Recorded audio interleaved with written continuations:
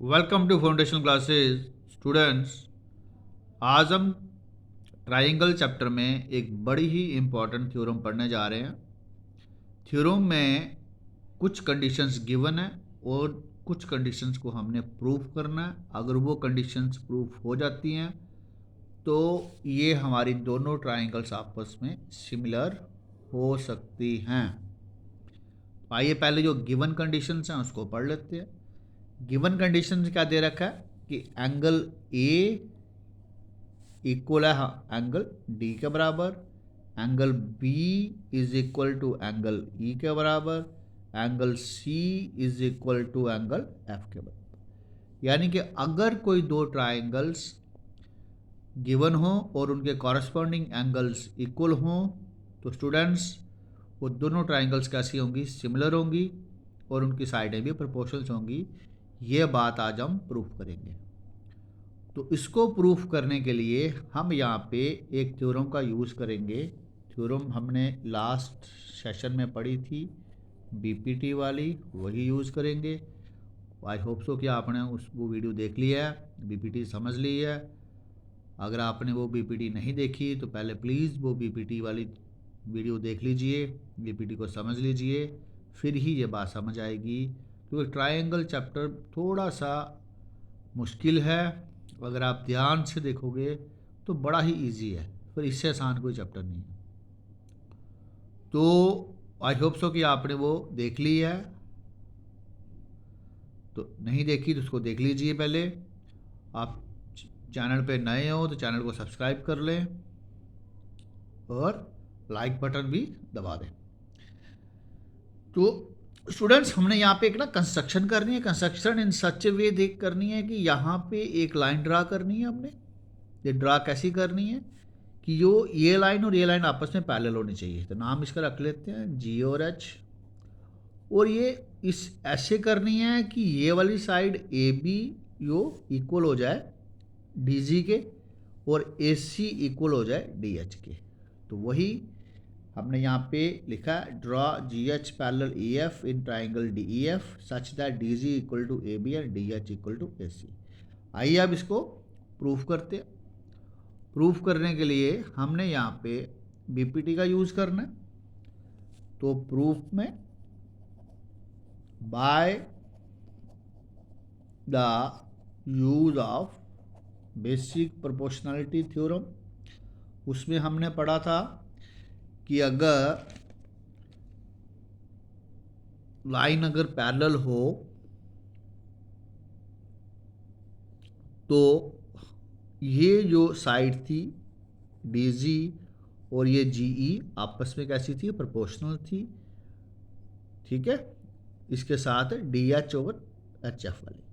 तो हम इसको ऐसे लिख सकते हैं, D G divided by G E equal to D H divided by H F. ये बीपीटी ने कहा था, लेकिन अगर हम इसका रेसिप्रोकल कर लें तो भी बात वही बनेगी। तो हम जी ई ओवर डी जी लिख सकते हैं, इसी तरह H F over D H भी लिख सकते हैं।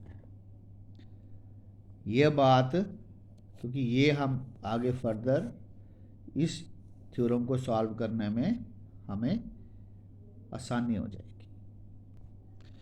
अब देखिए, ये जो हमारा जी ई है इक्वल टू डी जी है, G E divided by D G equal to H F over D F है। हम क्या करेंगे, एडिंग 1 टू बोथ साइड्स कर लेते हैं। जैसे हमने 1 बोथ साइड करेंगे, ये आ जाएगा हमारा G E over D G plus 1 equal to H F over D F plus 1। ये आ चुका है।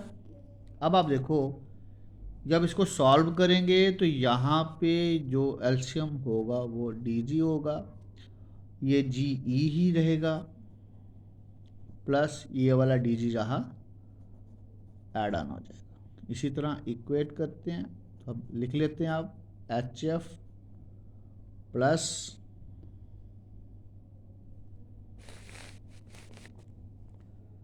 H F plus D G over D जी। अब ध्यान से देखो, जी ई प्लस डी जी, देखो ध्यान से, जी ई प्लस डी जी किसके बराबर है? डी ई के। बस यहीं तक हमने पहुंचना था। अब ये डी ई ओवर डी जी हो गया। इसी तरह H F plus D G किसके बराबर है? ये देखो, एच एफ प्लस, हाँ एक मिनट, यहाँ पे डी एफ था, ये डी एफ है, ये डी एफ है, ये डी एफ है। देखो ये एच एफ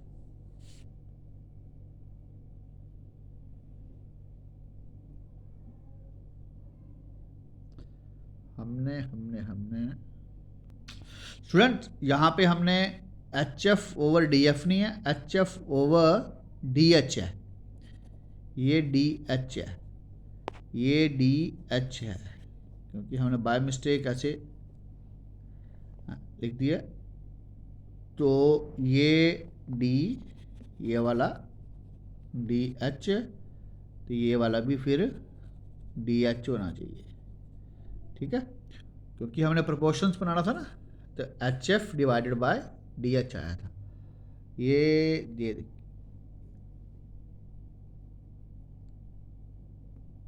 हाँ, यही हमने एक मिस्टेक यहाँ पे ही मिस्टेक कर दी थी, जहाँ पे डी एच एफ और डी एच था, हमने डी एच के बजाय यहाँ पे डी एफ पढ़ लिया था इसको, तो ये डी एच है, ठीक है।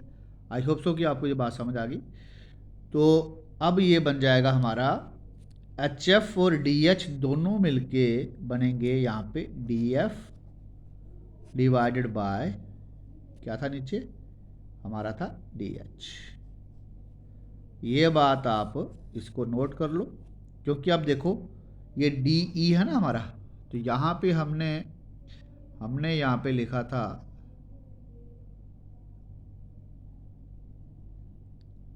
ये D E by D G और D F over D H हो गया ये, ठीक है। अब हम इसको कैसे लिख सकते हैं? इसको हम रेसिप्रोकल में लिख सकते हैं, तो मैं यहाँ पे लिखने वाला हूँ अब, और D G over D E equal to D H over D F, ठीक है। आपको ये बात समझ आ रही होगी। अब आप देखो ये डी जी ओवर डी ई, D H over D F आपने लिख लिया ना यहाँ पे।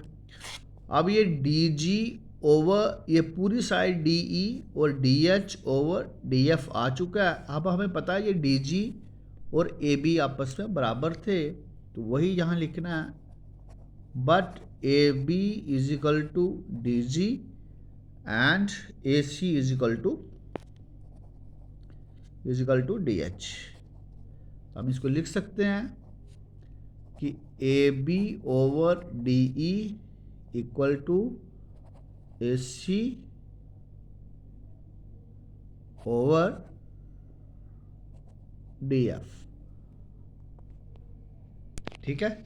अब देखो हमने यहाँ पे क्या करना था, A B over D E और A C over D F, ये बातें आ चुकी हैं। तो इसी तरह सिमिलरली लिख के हम लिख सकते हैं A B over D E equal to B C over E F equal to A C over D F. अब ये आ चुका है। अगर ऐसा आ चुका है तो इसका मतलब है कि ट्रायंगल ए बी सी, जो कि सिमिलर है ट्रायंगल डी ई एफ के, जो हमने प्रूफ करना था। अब एक बार इसको आपको और अच्छी तरह से बता देता हूँ, ताकि अगर कोई पॉइंट रह गया होगा तो वो भी आपको अभी समझ आ जाएगा। पॉइंट क्या है यहाँ पे, क्वेश्चन में गिवन था कि दो ट्राइंगल्स हैं हमारे पास, उनके कॉरस्पॉन्डिंग एंगल्स इक्वल हैं, तो प्रूफ करना था कि उनकी साइडें प्रोपोर्शनल्स हैं और ट्राइंगल आपस में सिमिलर है। तो एंगल गिवन है जो बराबर है हमारे पास। हमने यहाँ पे कंस्ट्रक्शन करनी है, एक लाइन पैरेलल ड्रा करनी है ई एफ के, इस तरीके से पैरेलल करनी है कि D G equal to A B हो जाए और D H equal to A C हो जाए। अब हमने बी पी डी यूज़ की, तो बी पी डी यूज़ करके हमने D G E divided by D जी लिखा था और D H F divided by D H लिखा था। तो डी जी जी